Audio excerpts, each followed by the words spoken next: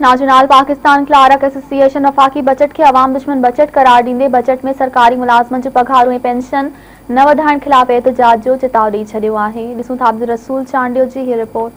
नाज़रीन, वफ़ाक तरफ़ां साल 2021 जी बजट जो पेश कयो आहे, जंहिंमें सरकारी मुलाज़मन जी पघारुनि तोड़े पेंशन में इज़ाफ़ो न कयो आहे, जंहिं ख़िलाफ़ सॼी सिंध जा जेके मुलाज़िम आहिनि उहे सरापा एहतजाज बणियल आहिनि। पर हिन वक़्तु हैदराबाद जी आबपाशी खाते वारे ऑफिस में मौजूदु आहियां, जिते पिणु हिते सरकारी मुलाज़िम जेके आहिनि सरापा एहतजाज बणियल आहिनि। इन हवाले सां सरापा एहतजाज बणियल सरकारी मुलाज़िमनि सां ॻाल्हि ॿोल कंदासीं, उनजो छा चवणु आहे। जिसं तव्हां ॿुधायो हीअ बजट खे कीअं पिया ॾिसो जेका वफ़ाक बजट पेश कई आहे। बिस्मिल्लाहिर्रहमानिर्रहीम। कल जो वफाकी हुकूमत ने जो बजट पेश किया है वो IMF का बजट है। हम उसे कतन मुस्तरद करते हैं, क्योंकि उसमें सरकारी मुलाजमीन के लिए किसी किस्म का कोई पैकेज, कोई मराहत का ऐलान नहीं किया गया। और जबकि सरकारी मुलाजमीन लॉकडाउन और इस वबा की वजह से इंतहाई मुश्किलात और माशी परेशानी का शिकार हैं। रोज़मर्रा की अशिया में इस्तेमाल होने वाली चीज़ें वो 100% से ज़्यादा उसमें इजाफ़ा किया जा चुका है। और इसमें वफाकी हुकूमत को चाहिए था कि वो MNA सेनेटर्स की मराहत को ख़त्म करते, सरकारी मुलाजमीन के लिए रिलीफ का ऐलान करते। साईं जी ते जो कोई बजट माना असां मुलाज़िमनि जे लाइ जेको आहे सो माना बजट पेश कई IMF जे चवण ते असां सां हिकिड़ो धोखो कयो वियो। पहिरीं हिननि खे इहो चयो वियो त भई असांखे हिननि चयो आहे त जेको आहे सो IMF चयो आहे त हिन जा 20% काटिया वञनि, लेकिन बाद में ई जेको फ़ैसिलो कयो त भई ठीकु आहे असां उन्हनि खे राज़ी करे छॾियो आहे ऐं असां जेको आहे बिल्कुलु तनख़्वाह वधाईंदासीं। माना राति ताईं फ़ैसिलो इहो, आख़िर में हिननि जेको आहे पघारूं न वधाए उन्हनि जो जवाबु ॼाणाए उन्हनि खे असांजे मुलाज़िमनि जो क़त्ल कयो वियो। पेंशनरनि जी पघार न वधाए वई, असांजे मुलाज़िमनि जी पघार न वधाए वई। ऐं जेके मुआशी इहे असांजा ॾींहं गुज़री रहिया आहिनि या जेके बि असांजा मुलाज़िम अभी सॼी सिंध में सरापा एहतजाज थी चुका आहिनि, पूरे पाकिस्तान में।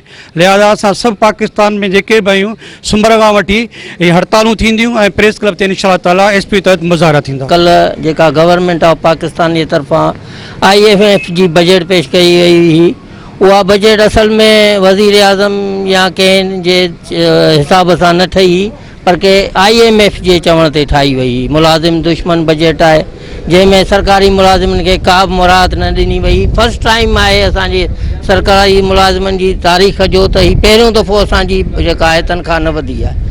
त हीअ असांजे गवर्नमेंट असां सां धोखो कयो आहे। असल में ही जेको बजट में असां सरकारी मुलाज़िमनि सां वॾो धोखो कयो वियो। पहिरीं हुननि खे चयो वियो कि असां 10% वधायूं था, हुन में तव्हांजी पुराणी जेके आहिनि उहो बेसिक में ज़म था कयूं। उन खां पोइ हिननि टोटल जेको मुलाज़िमनि सां हिकिड़ो धोखो करे जेको आहे न वधाई।